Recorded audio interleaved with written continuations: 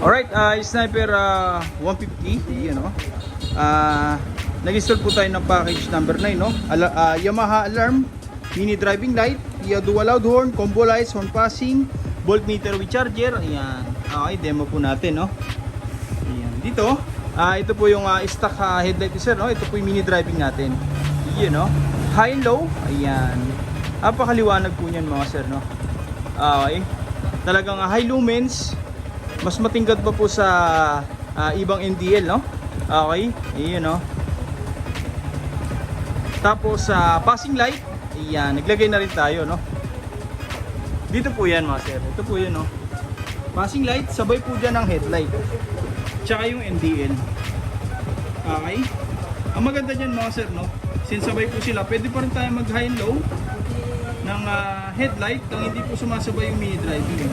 Sa mini driving, pwede rin tayo mag high and low nang hindi po sumasabay yung headlight. Yan, no? Okay? Sa headlight, ganun din po, high and low, hindi po sasabay yung MDL. Pero pag nagpassing, automatic sabay po lahat yan. Ang purpose natin dyan mga sir, no, kaya pinagsabay natin, para kung sakaling nag-high tayo ng MDL, may passing light pa rin tayo, no? Okay? Pag nag-high tayo ng headlight, nag-passing, meron pa rin po.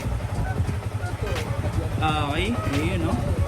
Yan po yung maganda sa setup natin, no? Yan po yung difference ng gawa natin sa iba. Pag nag-passing, sabay po ang headlight sa MDL. Okay? Yan, no? Sa busina, ganun din po yan, no? Okay? Kahit naka-on yung mga ilaw natin, sabay-sabay po, no? Nag-passing, may ilaw pa rin po dyan. Hindi tayo mawala ng passing light, no? Kahit naka-on o naka-off yung mga ilaw natin, nag-passing tayo, automatic yan may ilaw. Sa busina, ganun din po, no?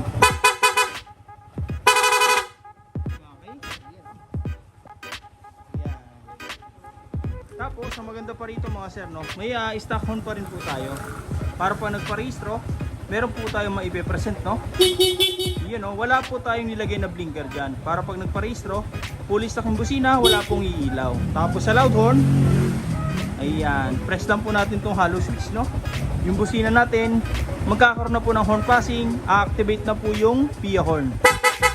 Yun, no? Okay. Tapos long press lang po natin, no, para sa rapid horn. Okay, lakas. Passing light, ayan. Headlight tayo, high, low, hindi sasabay yung MDL. Sa MDL, high, low, hindi po sasabay yung headlight. Pero pag nagpassing, sabay po lahat. Okay, yung voltmeter na sir, ito po, no? Ayan, no? 3.0 amperes na po yan, fast charging na po, no? Meron na rin pong digital meter para sa monitor ng baterya. Ayan, no? Okay, tapos may on-off na rin po, no? Para pwedeng patayin kung sakaling hindi po gagamitin. Okay? Ayan, may takip na rin po, no? Para kung sakaling maabutan tayo ng ulan sa daan, hindi po siya basta-basta papasukin ng tubig. Okay? Tapos, ito naman po yung maganda, no? Yung alarm. Okay, off natin. Ayan. Dito mga sir, no? Dalawang remote po yan. Isang main, tapos isang spare. Pero pares lang po sila ng function, no? Auto start, unlock, tapos lock. Ang difference lang po na itong may antena, yung main, meron po siyang locator, no? Which is ginagamit sa parking lot. Pagka yung motor natin, no? Hindi natin matandaan kung saan tayo nag-park, no? Na area, pwede natin pindutin to parang kotse. Mag-a-hazard. Okay, automatic start. Dito po, dalawang pindot. 1, 2. Iyan, no? Okay. Yung motor natin, kahit wala pong susi, hindi natin hinahawakan, no? Mag-i-start. Okay? Unlock. Ayan. Auto start. 1, 2. Okay. Yun po yung maganda dyan, no? Wala pong check engine yan. Okay. Unlock. Ayan. Tapos lock. Okay. Pagka nag-lock tayo, automatic po yan. Pag may gumalaw, unang attempt, ayan, mag-a-alarm, no? Tapos sunod na galaw, magwangwang na po yan. Kasama po itong remote. Ayan. Okay, pagka ganun po, no, may iwasan na pong tambayan kung sino-sino yung motor natin, no? Lalo sa parking lot. Okay. Ayan, no? Tapos ang maganda pa rito, since may alarm po siya, pwede nating i-silent. Okay, kumbaga nakalock siya, pero walang tutunog na alarm, no, sa motor. Okay.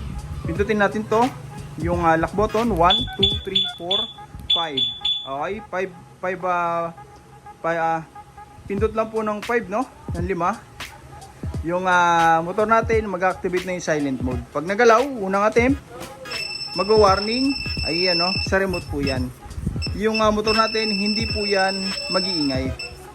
Okay, para hindi po nakakabulahaw sa mga kapitbahay, no? For example naman mga sir, no? Naiwan natin nga nandito yung susi. Pag may mag-attempt pa lang na nakawin to, yung motor natin, hindi po yan gagana. Wala. Okay. Unlock natin. Ayan. Pagka ganun po, useless na po yung susi. Okay. Kahit meron po sila nito, hindi na po nila magagamit yung motor nyo, no? Okay. Start natin. Ayan. For example naman mga sir, no? Nagda-drive po tayo ng gabi. Okay. Tapos accidentally, yung motor natin hinablot, no? Ng mga kawatan. Ang maganda rito, since nai-start po siya dito sa remote, pwede rin po natin siyang patayin, no? Kahit may susi po. Okay? Pagka hinablot po sa atin, bigay na natin yung susi. Para hindi po tayo mapano, no? Okay? Pag malayo na sila, pindutin lang po natin itong lock, yung motor reserve. Automatic, mamamatay po yan. Hindi na po magagamit. Wala na. Magubangwang pa. Okay? Ayan, no? Pagka ganun mga sir, makakatawag pansin na po itong motor nyo, no? Sa mga nakapaligid kasi nag-a-alarm na to, no? Hindi rin po pagpagana. Okay? Bali ang gagawin nila, iiwan na lang nila po ito. Okay? Yun po yung maganda, no, sa alarm natin. Ayan. Auto start. 1, 2. Okay? Ayan, no? Unlock. Ayan. Sa mga gusto pong pagawa, no, direct message yun lang po, MJ Works.